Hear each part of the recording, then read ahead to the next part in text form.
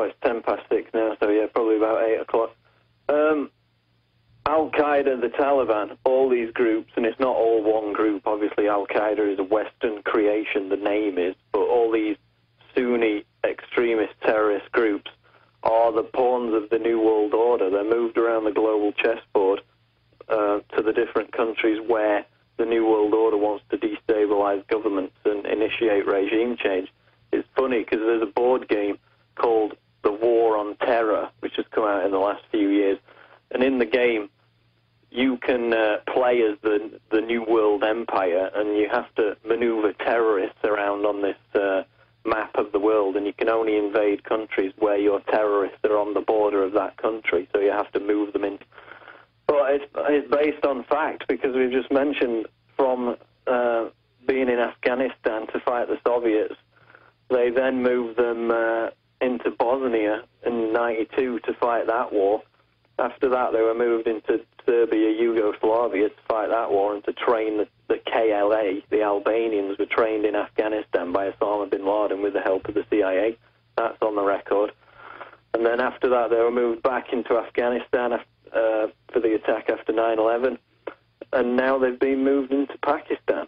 And along the line, you see the fingerprints of their activities.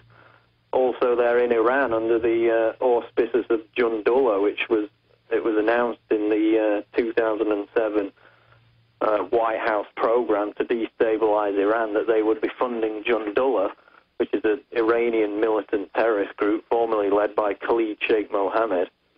And in fact, just yesterday, in an Iranian court case, a guy called Abdul Hamid Rigi, who was described as a senior member of the Jundullah terrorist group, confessed in court that the group, quote, had been trained and financed by the US and the Zionists. So he's there admitting in court that they're getting funding from the CIA in Israel, and that was announced by the White House itself. So it's not as if it's some kind of confession obtained from torture. He's saying it in an Iranian courtroom, and it's on the let's be clear. Israeli papers admit this, British papers, U.S., none of this is even our opinion.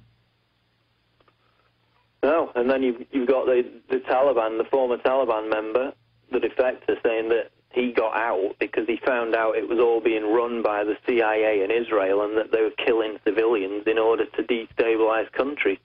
He got out, he said that, and 3 days later he was shot dead. So you've got defectors coming out, you've got members coming out and saying this, and then you have the actual events that have their fingerprints all over them, the mosque bombing in Iran, on May 29th, just before the election controversy in Iran.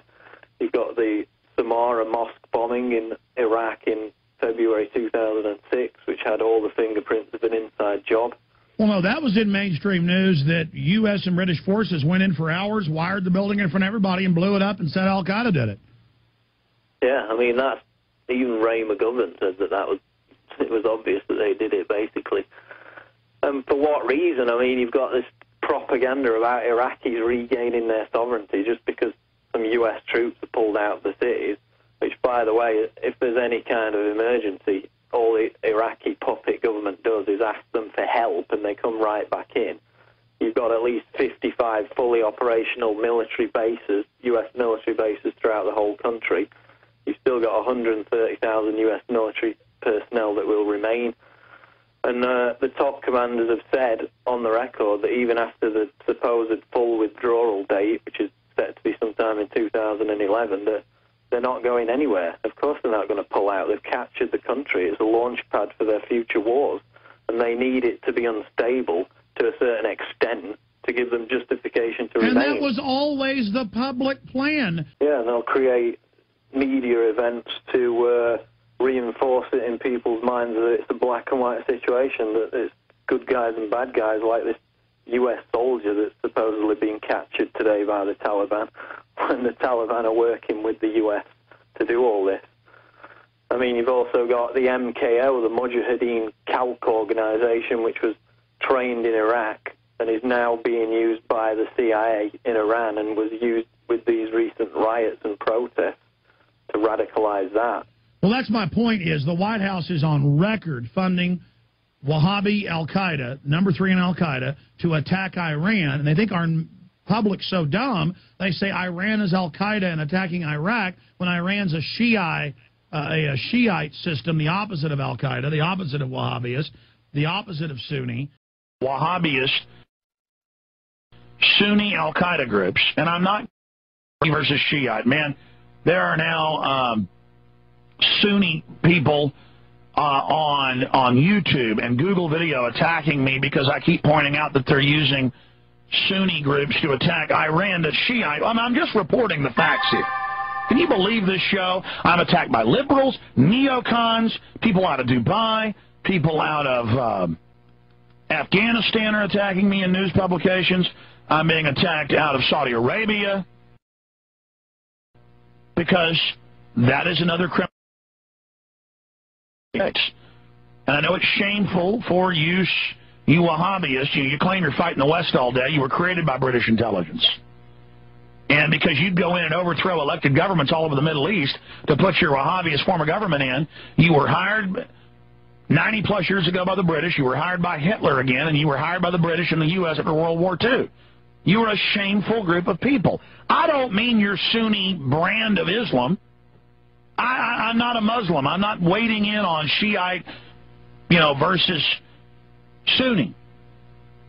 I'm not involved in all that. But just don't deny the White House admits, and you admit, you're attacking Iran. Iran doesn't have Shiites running around in Saudi Arabia blowing stuff up. In fact, if you look at the military forces of the Sunnis, they're a bunch of clowns, man. They're filled with British and U.S. and Israeli intelligence. And I look at the Shiites every time, and they're not. It was Shiites that beat Israel when they went into Lebanon. So let's just face it, Shiites are the ones that the New World Order are after. While the media tells you that the real threat is the Sunnis, is the Wahhabist sect of the Sunnis, when you guys are literally from the womb of the New World Order. And I don't mean your brand of Islam. I mean the last 90 years, your leadership is British intelligence. And now they've got their little satellite Israel and the U.S. God help us. God help us.